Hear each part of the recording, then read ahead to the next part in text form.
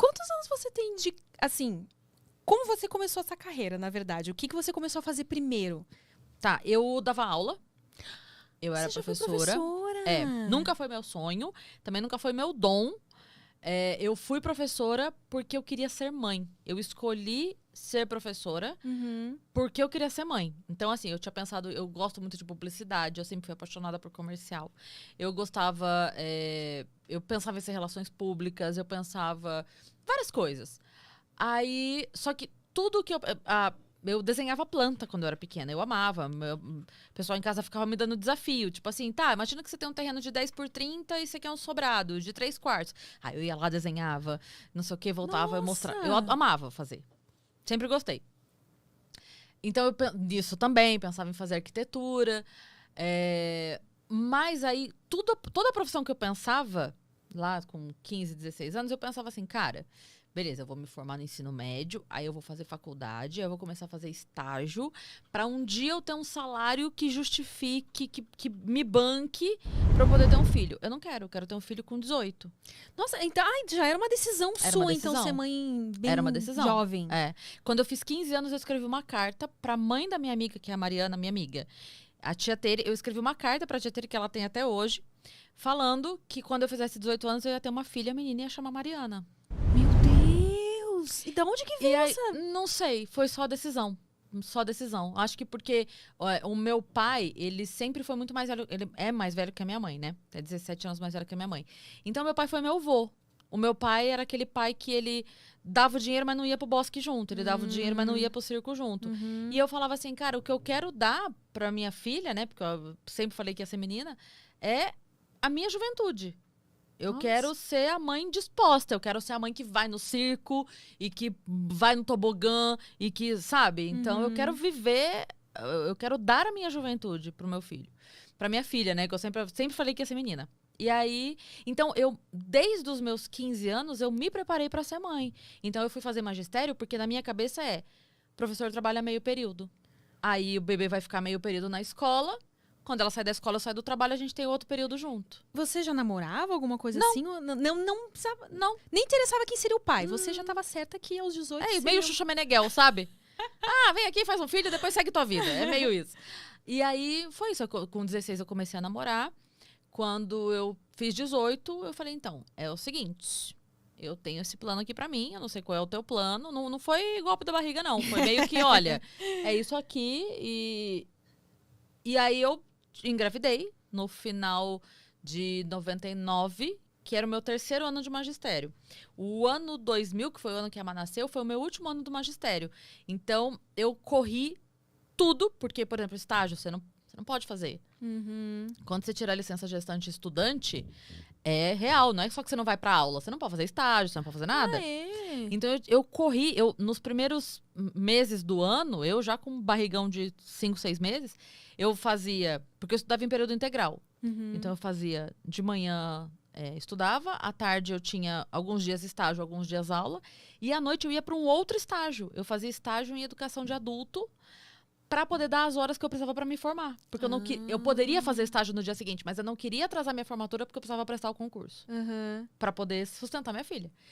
Aí a Má nasceu em julho, em dezembro eu me formei, com as horas de estágio, tudo. Corri feito uma filha da puta, mas deu tempo. Aí me formei. E aí teve um concurso. Eu tava 20 dias que faltava para eu me formar, a prefeitura abriu um concurso, na verdade não era para professora, era para auxiliar de educação. Aí prestei e passei. Aí eu tava trabalhando como auxiliar, a prefeitura abriu para professor. Aí eu prestei e passei de novo. E aí eu entrei efetivo na prefeitura. E fiquei dando aula por 10 anos. Nossa! Dei aula por 10 anos e eu falo de boa, assim, nunca foi dom. Eu admiro demais todas as minhas amigas, todas as minhas colegas que ficaram lá que estão lá até hoje, porque é uma luta diária pra dar aula. A gente enfrenta umas coisas absurdas, assim, falta de verba, falta de educação, sabe? Pai que acha que a escola tem que educar. Isso é uma coisa que meu pai sempre falou, eu acho maravilhoso, que ele fala assim, a gente já erra quando a gente fala Ministério Ministério da Educação. Ele fala, não, tem que ser Ministério do Ensino, porque educação tem que vir de casa. Nossa, sabe o seu pai. Porque sempre tem essa tipo assim, a gente chega pra dar aula, a gente tem que ensinar a criança a pedir por favor.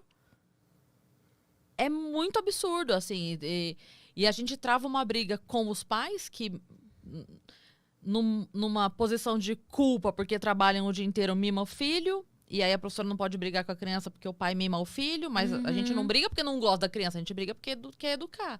E ao mesmo tempo é falta de verba da prefeitura, então, do Estado de maneira geral, né? Então, é uma luta tremenda, tremenda, tremenda. Falta de recursos absurda. Dependendo da faixa etária com que se trabalha e de onde fica a escola, tem situações até que os professores têm que ensinar a como fazer higiene com as crianças, né? Tudo. A gente ensina a escovar o dente, ensina a lavar a mãozinha, ensina tudo. E é uma coisa tão doida que, assim, a política da coisa... Por exemplo, o que o pessoal fala muito que é a inclusão. A inclusão e tal. É lindo. A ideia é linda. Mas sem treinamento, sem você oferecer curso, sem você oferecer um outro profissional para estar na sala junto com aquele professor, e ele tem que dar conta de 40 porque as salas de aula são superlotadas, sendo que um desses 40 é hiperativo, você está incluindo um ou você está excluindo 39? Porque aí a professora tem que dar atenção para esse aqui. Então, é muito doido se você pensar o quanto... Tem professor que paga curso por conta própria, sabe? Então, é muito difícil. Não adianta você ter uma bandeira de inclusão sem tratar essa inclusão de fato. Ela precisa de estrutura para acontecer. Não é só o bonito. Toda a escola... Tá, mas como é que tá funcionando isso lá? E outra, assim, eu sempre fui a favor da inclusão social das crianças. A inclusão pedagógica não tem como acontecer em sala de aula. Porque é isso que eu falei, você na verdade exclui o restante, quando a professora precisa demandar uma atenção pontual ali, né? Sim. Ela não é uma babá. Verdade, eu nunca tinha parado pra pensar nisso, Ela né? não é babá, ela é professora, né? Então, eventualmente, um aluno precisa de uma atenção nesse dia, o outro precisa de uma atenção no outro dia, ok. Mas um que precisa de atenção todos os dias, às 4 horas aula, como é que ela dá atenção pro resto da turma? Então, é muito foda isso, porque... eu sempre acreditei assim, que a inclusão ela deveria acontecer. Por exemplo, a convivência das crianças com crianças que têm alguma deficiência, alguma condição diferente, acho incrível, tem que acontecer. Mas em que momento? Na aula de educação física, no recreio, na aula de artes, em momentos em que o contato é social. Beleza, a gente se conhece, a gente convive, a gente se respeita, faz atividade junto, brinca e tudo mais. Mas na hora de ensinar, nem essa professora vai conseguir dar o que aquela criança precisa do jeito que ela precisa. Então aí, já que não dá pra, né? Porque estamos falando de política no Brasil, mas aí você pega, então, 20 professoras da rede pública, dá treinamento para 20 professoras e faz um centro de educação para atender de forma... Porque aí você oferece a educação do jeito que essa criança precisa, para ela aprender de fato. E sociabiliza no horário contrário. Então, se ela estuda de manhã, na parte da tarde ela vai para a escola e participa do intervalo. Ela estuda à tarde, na parte da manhã, 2 vezes por semana ela vai para a escola e participa da aula de artes, da aula de música, sei lá, mas sim, para ter o contato, mas sem a obrigação do ensino. Até porque sem ter essa inclusão dessa forma que as pessoas imaginam, né, que deveria ser, os próprios alunos já têm dificuldade de aprender a matéria, imagina com alguém ali que precisa de uma atenção especial. Que é uma coisa... Enfim, eu fiquei 10 anos, né, na rede pública.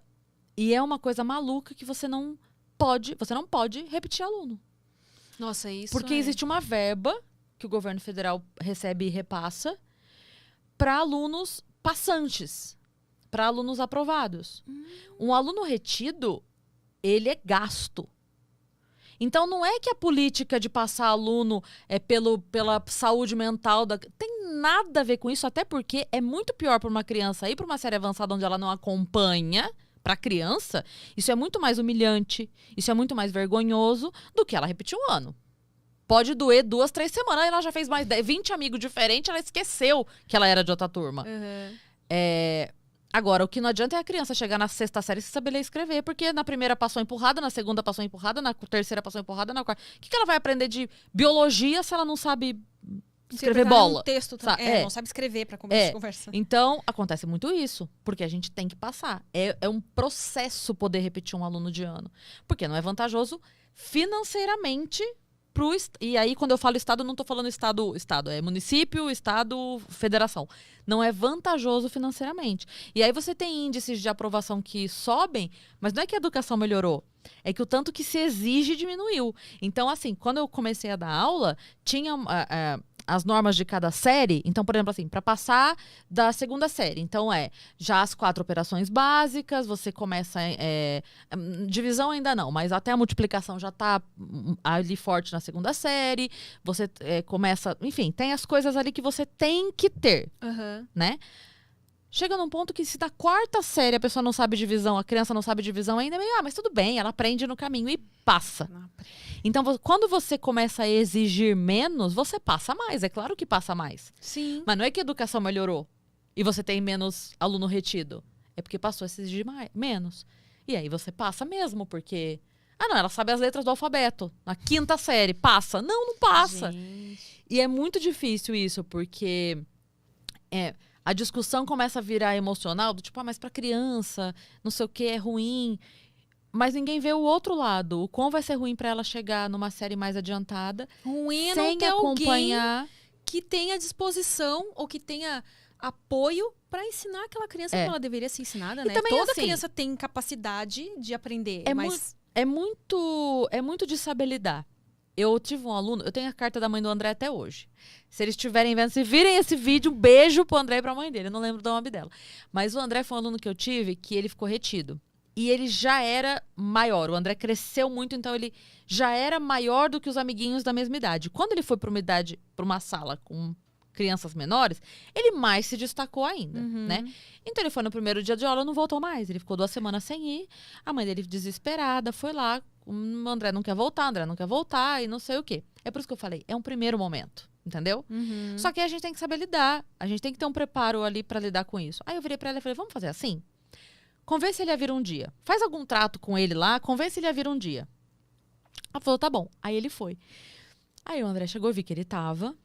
Aí eu cheguei pra ele e falei, André, eu preciso da sua ajuda.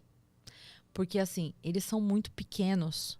E eles ainda não têm muita noção. Então, assim, eles vão ficar bagunçando na fila, vão ficar não sei o quê. E eu não consigo vigiar a fila toda. Então, vamos fazer assim? Eu fico aqui na frente, você fica lá atrás, você me ajuda. Quem estiver saindo da fila, você ajuda a se organizar. Não sei o quê, se alguém... Tipo... Aí ele se sentiu... Importante, né? Valorizado. Eu chegava na sala, aí eu ia, abria a janela, falava, André, abre pra mim, não consigo. Aí ele vinha, se achava o fortão que abria a janela. Então aí beleza, passamos o dia todo, eu pedi as coisas pra ele. Quando acabou, que eu fui embora, eu falei, ai André, você não vai me deixar na mão amanhã, né? Por favor, senão, quem que vai me ajudar? Eu preciso de você aqui pra me ajudar, porque não tem como. Aí ele não sentiu que ele precisava ir como um aluno, ele sentiu que precisava ir, a professora precisa de mim. Ela precisa da minha ajuda pra abrir a janela. Claro que eu consegui abrir a porra da janela. Mas não era isso, entendeu? Sim. Era dar pra ele ele sabia, ele tava vendo que ele era diferente. Mas ele podia ser diferente pra mal. Não. Você é diferente pra melhor. Olha a tua vantagem sobre todos os outros, que são tão pequenos. Então a gente precisa... Você me ajuda, André? E aí foi o ano todo. Nossa, no final, a dona mãe dele mandou uma carta. Ela mandou uma carta me agradecendo, chorando e tudo mais, porque ele terminou, ele passou de ano, ele conseguiu acompanhar e foi isso. Ele se dedicou e foi. Mas é muito ter esse tato, assim, pra entender esse tato, eu imagino que ao longo dos anos, muitos profissionais vão cansando também, né? Muito. E são muitos alunos. E se ele deixa... isso tudo entrar na cabeça do cansaço, de ver a falta de verba, a falta de recursos. E acho que até é uma coisa... de enxergar, né, a individualidade de cada... Sim. E é uma coisa louca, porque assim, de setembro pra frente, setembro, outubro, é impressionante a quantidade de professores que começam a não aguentar. Físico. É otorrino, é não sei o quê, a voz já não aguenta, é estresse, dá tilt, fica uma semana em casa porque tá enlouquecendo. Real, porque você vai aguentando a carga toda, e tem uma hora que você fala... Ah!